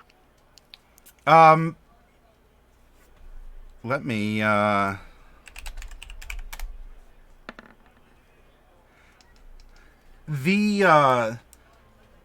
So the one that was getting up, that was reading the book and walking towards the bed, stops for a moment and listens, and an animal? Because there's just like this scratching outside the window. It looks back to Miss Sparkly Fingers. I think it's just an animal that came in. There's something's going on here, and walks over and opens up the window more so the person can look out. Now, as that's happening, Tankerbell, like, you're right by the person's feet under the bed. It's not super bulky boy, but it is someone who has walked over. But you can see that the Sparkly Fingers that was asleep is up, and you hear some, like, beds creaking of the other people who are awakened by this alarm as well, who are now starting to get up too. What would you like to do? The only feet on the floor, though, are Sparkly Fingers and the Reader, and the Reader's just getting ready to look out the window that he opened up. No. Okay.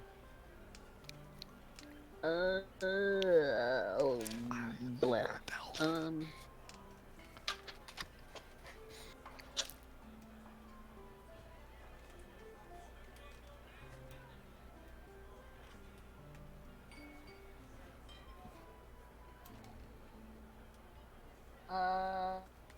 Sure. Instead of the suggestion, just scratch that. Sure. I am going to kind of fly out of my hidey hole. Sure. Kind of get a lot of them in range, and I'm going to color spray. Oh, all right. Yeah. You can get. All right. Of the ones that are here, you would have to disclude either the person at the window or Sparkly Fingers, because Sparkly Fingers is at one end of the room and the Reader was at the other. So you can position the cone to get like most everyone, but you're going to have to exclude either Sparkly or Reader. I'll exclude the Reader. Okay. I want Sparkly Fingers not to be able to see me. Sure. All right. So there's a scintillating colors for a brief moment fill the room. And go ahead and roll your 6d10. Yeah.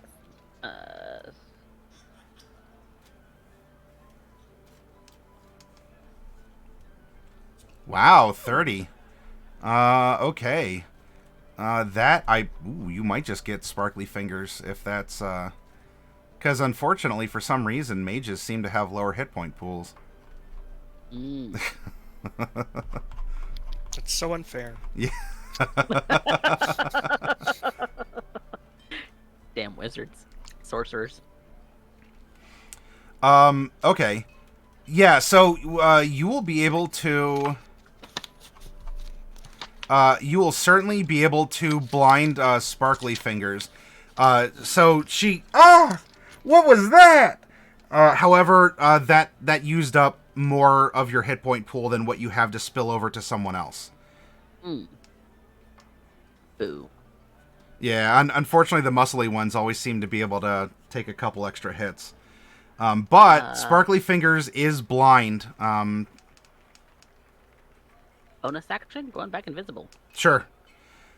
And the one that was so the window was opened, and right before looking out, there's this scream from behind, and the person, the person just turns around to look back and try and see what was going on. Do you Pearl want to try and clamber up the outside of the building again? Well, I mean, I don't think there's any other way, right? Because the doors are all still closed. Yeah. Yeah, all right. Well, let me try another climb. Why not? With my -2. 5. Oh,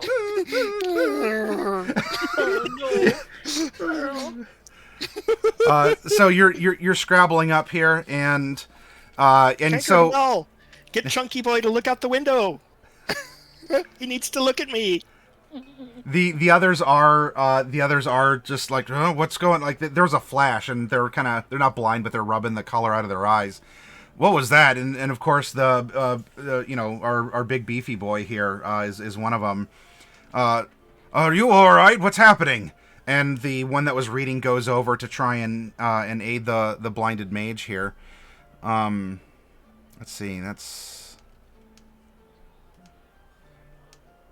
in fact ascending order.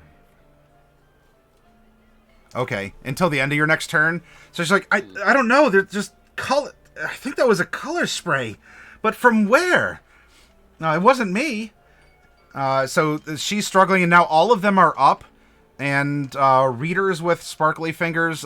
Big Boy is standing up and is sort of like, whoa, like looking around. There's an intruder here. And the others are just sort of up and looking around. None of them seem to be armed or armored, especially. I am going to go to Beefy Boy. I'm going to remove my invisibility and say, hi, and then kind of fly out the window. Oh, okay. Yeah, all right. I'm gonna try and pull him towards the window. So yeah. So that Pearl can get a look at him. You, sure. So you, yeah, you decloak, give a comical high and woo, go out the open window. What's that? And there's like a clomp as it tries to chase you, but I think you have like a 60 fly speed, so you're gonna win. You're gonna win that war. I think I found the intruder. And he goes and like he has this burst of energy, goes out the window and almost catches you, but you're just too fast. As like half of his body is hanging out the window, trying to get you. Get him, Pearl. Does Pearl have an action that you'd like to take? Uh-oh, did we lose? Did we lose Pearl? No, I put myself on mute because I was crunching again. Gotcha. Stupid chips. I have the obvious devour intellect. Sure. So that'll be DC 13 save or take 16 psychic damage. Okay. So my 1 second here. I can't imagine that this stat block is going to be beneficial for this, but oh no, that's a negative. All right. Oh my, yes.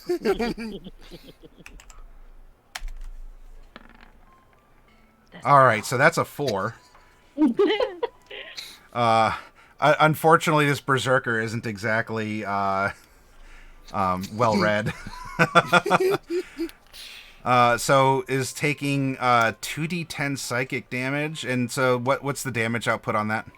16. Oh, 16. Okay. The top. Okay. And then you roll 3d6. Yeah, if that didn't knock him out. No, it didn't knock him out. Well, my guess is that beats his intelligence. 12. Yes, by 3. Yeah. So he is stunned. Okay. He's stuck in the window. Yeah, he's just sort of like, what? And is just kind of baffled, like half hanging out the window. We come back to the mage, since it has been the end of Tankerbell's turn. The mage gets her sight back from the color spray. What did you see? You said that you saw something, and there's no answer because he's incapacitated. But he's just sort of like kind of hanging out the window, like just his butt's kind of like wiggling in the air as he's just like half-heartedly reaching. My guess is this isn't really out of character for him, so there's probably not going to tip them off yet. We'll see. There has to be another enemy just mage. thinking he had too much. A spell is she casts a spell and she begins looking around. I'll see if if the intruder's still here. You all be on the lookout. Be prepared for magic. And they get ready for magic. And she shouts, "Big guy, come on, come back in." There's no reply. but he's obviously still alive. So maybe nothing too suspicious there. We come back to Tankerbell and Pearl can do something. I'm just kind of, at this point, kind of cheering Pearl on. Sure. You want to aid, I guess? Sure. All right. Pearl, she's our brain.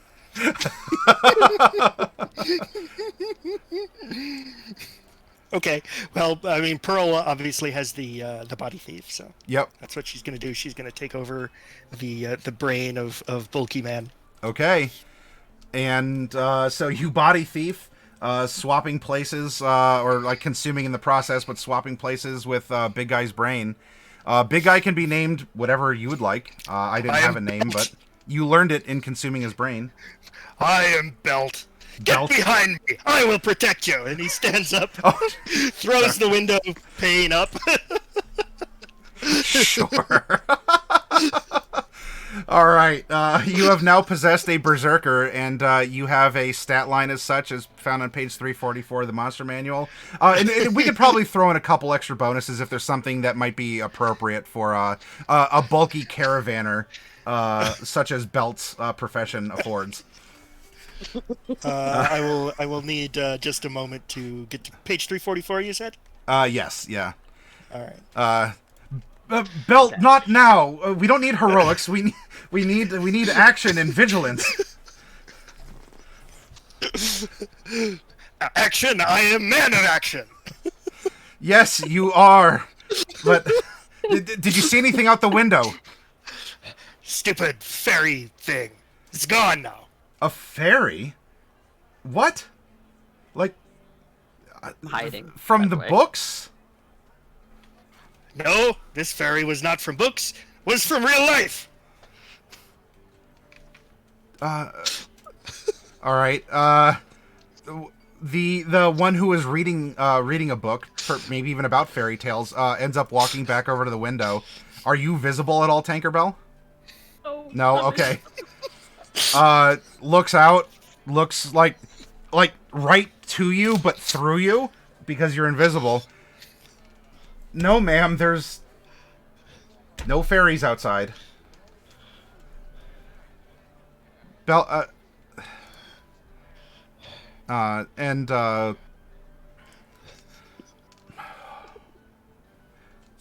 It was the lady who has the gold, the big gold coin with a skull on it, ends up getting up too, and she says, "What's, it's probably that gnome that was rather upset with us after we bargained. They have a penchant for cruel tricks, even if they're absurdly performed or, well, apparently following us for miles and miles now just to wake us up." You hear that? Though, the deal was struck. If you don't like it afterwards, that's your problem, not ours. Go away or we'll alert the guards.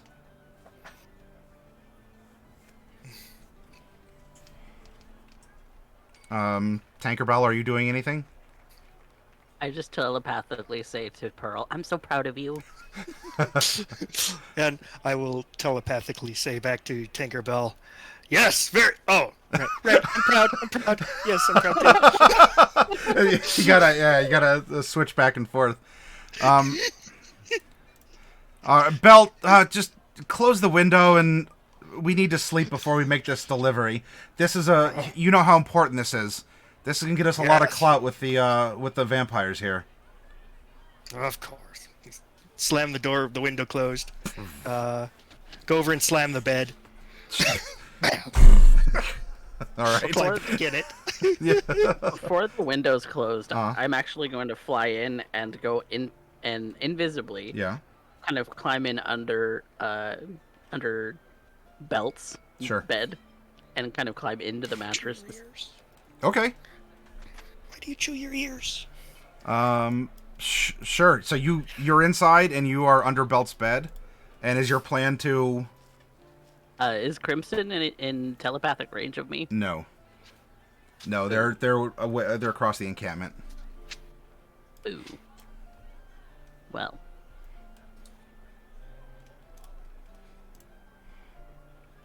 Well. Okay. Meanwhile, rushing in the back of the bar, and Crimson's just sitting outside eating a heart like a pear. Mm-mm. Pearl will actually think over to Tinkerbell and say, "Be sure to go and get Mitty in the morning. I'm probably here for the night. I think I'll be okay." Okay. And I'm gonna find some crevice and hole or something to crawl my way out of the building. You'd have to go back through the window, but with an athletics check, you could probably lift it. Okay. Yeah, I'll do that. I have athletics. I'm swole. Yeah. I have to take my dogs out. I'll be right back. Yep, no problem. We're with okay, a 10. Yeah, you kind of you get it enough that you could squeeze through. And do you want to shut it behind you, or you want to keep it open a crack? I'm gonna keep it open a crack just in case I need to get in. Sure. But I'm gonna find Crimson and tell him how proud I am of Pearl, that she got herself a body. And It's good. now we just wait. We wait till morning when they're going to go into the camp, and we can get this kid. Mm-hmm. So, where do you want to sleep? I'm fine anymore.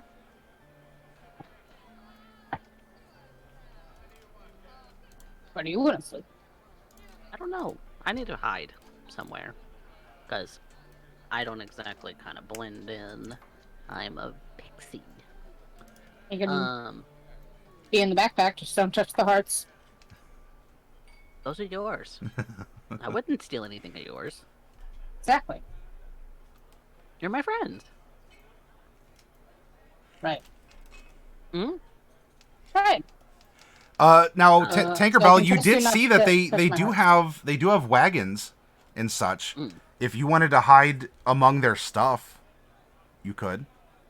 We can hide among their stuff, and then they're gonna take the wagon up to the tower, and that's gonna be our way in. Alright. Should we get Mitty? Yes, we should get Mitty. All right. Mitty is cooking, has weathered the chef's berating, and seems to be actually doing pretty well. As the chef is curious as to what has brought about his cook's renewed energy and fervor, but seems to be rather impressed. However, it would seem that it's time for the cook to go home, and so over the course of the shenanigans with the caravan up above. Oh, actually, does Mitty's body have a home Yes. where we can camp out? Yep. Because I want, Okay. because I want us to be able to get into the cart at some point in the morning before everybody shows up. But if we sleep there, we might be found. Yeah, so one of the buildings I haven't drawn here would be, there's not exactly like the nicest of houses, but there's actually permanent structures here for the people who like live and work in the encampment to serve the people who come through. So yeah, there's a sort of a very inefficiency apartment that this poor cook lives in. One room with just a couple features. But down here is his efficiency apartment. Okay. Then we can sleep here, and then wake up early in the morning, and get into the cart so that they can take us up to the tower. That's the plan. Sounds good. Pearl already has a body that is going to be usable in that regard. So All right. The plan is set. All you have to do is wait for the sun to come up.